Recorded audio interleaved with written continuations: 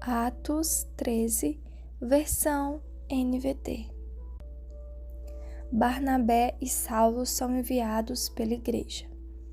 Entre os profetas e mestres da igreja de Antioquia da Síria estavam Barnabé e Simeão, chamado Negro, Lúcio de Cirene, Manaém, que tinha sido criado com o rei Herodes Antipas, e Saulo.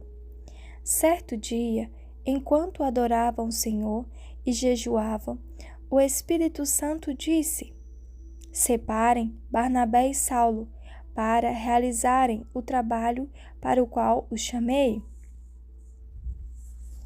Então, depois de mais jejuns e orações, impuseram as mãos sobre eles e os enviaram em sua missão. A primeira viagem missionária de Paulo. Enviados pelo Espírito Santo, eles desceram ao porto de Seleucia, de onde navegaram para a ilha de Chipre. Ali, na cidade de Salamina, foram às sinagogas judaicas e pregaram a palavra de Deus. João Marcos os acompanhava como assistente. Viajaram por toda a ilha até que por fim chegaram a Pafos, onde encontraram um feiticeiro judeu, um falso profeta chamado Bar-Jesus. Ele acompanhava o governador Sérgio Paulo, um homem inteligente, que convidou Barnabé e Saulo para visitá-lo, pois desejava ouvir a palavra de Deus. Mas Elimas, o feiticeiro, esse é o significado de seu nome, opôs-se a eles, na tentativa de impedir que o governador viesse a crer. Cheio do Espírito Santo, Saulo, também conhecido como Paulo, encarou Elimas nos olhos e disse: Filho do diabo, cheio de toda espécie de engano e maldade, e inimigo de tudo que é certo, quando deixará de distorcer os caminhos retos do Senhor? Preste atenção, pois o Senhor colocou a mão sobre você para castigá-lo, e você ficará cego, sem conseguir ver a luz do sol por algum tempo. No mesmo instante, neblina e escuridão cobriram-lhe os olhos, e ele começou a tatear, suplicando que alguém o tomasse pela mão e o guiasse. Quando o governador viu o que havia acontecido, creu, muito admirado com o ensino a respeito do Senhor. Paulo e Barnabé em Antioquia da Pisídia. Paulo e seus companheiros saíram de Pafos no navio e foram a Panfília, onde aportaram em Perge. Ali, João Marcos os deixou e voltou para Jerusalém. Paulo e Barnabé prosseguiram para o interior, até Antioquia da Pisídia. No sábado, foram à sinagoga. Depois da leitura dos livros da lei e dos profetas, os chefes da sinagoga lhes mandaram um recado: Irmãos, se vocês têm uma palavra de encorajamento para o povo, podem falar. Então Paulo ficou em pé, levantou a mão para pedir silêncio e começou a falar. Homens de Israel e gentios tementes a Deus, ouça-me. O Deus dessa nação de Israel escolheu nossos antepassados e fez que se multiplicassem e se fortalecessem durante o tempo em que ficaram no Egito.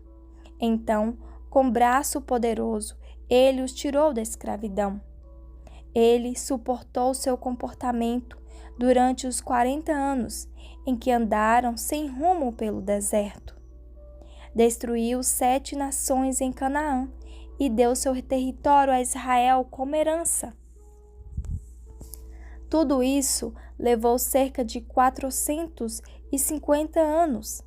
Depois, Deus lhes deu juízes para governá-los até o tempo do profeta Samuel.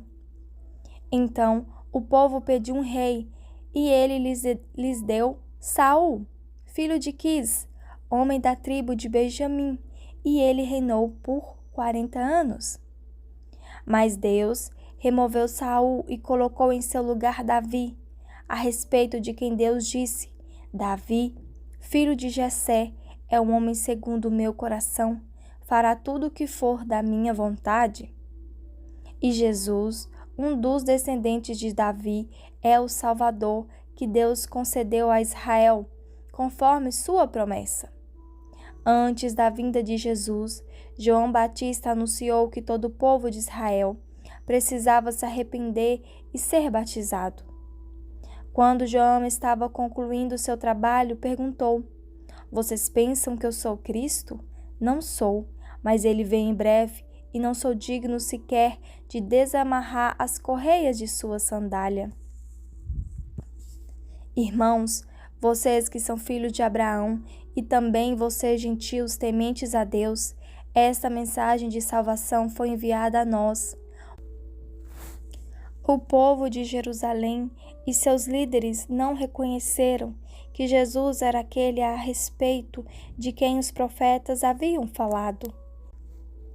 Em vez disso, eles o condenaram e, ao fazê-lo, cumpriram as palavras dos profetas, que são lidas todos os sábados. Não encontraram motivo legal para executá-lo, mas ainda assim pediram a Pilatos que o matasse. Depois de cumprirem tudo o que as profecias diziam a respeito dele, eles o tiraram da cruz e o colocaram no túmulo. Mas Deus o ressuscitou dos mortos. E por muitos dias ele apareceu àqueles que o tinham acompanhado da Galiléia para Jerusalém. Agora eles são suas testemunhas diante do povo. Estamos aqui para trazer a vocês essa boa nova. A promessa foi feita a nossos antepassados e agora Deus a cumpriu para nós, os descendentes deles, ao ressuscitar Jesus. É isto que o segundo salmo diz a respeito dele: Você é meu filho, hoje eu o gerei. Pois Deus havia prometido ressuscitá-lo dos mortos, para que jamais apodrecesse no túmulo. Ele disse: Eu lhes darei as bênçãos sagradas que prometi a Davi. Em outro salmo, ele explicou de modo mais direto: Não permitirás que o teu santo apodreça no túmulo. Não se trata de uma referência a Davi, porque depois que Davi fez a vontade de Deus em sua geração, morreu e foi sepultado como seus antepassados. E seu corpo apodreceu. É uma referência a outra pessoa, a alguém a quem Deus ressuscitou e cujo corpo não apodreceu. Ouçam, irmãos, estamos aqui para proclamar que por meio de Jesus há perdão para os pecados. Todo o que nele crê é declarado justo diante de Deus, algo que a lei de Moisés jamais pôde fazer.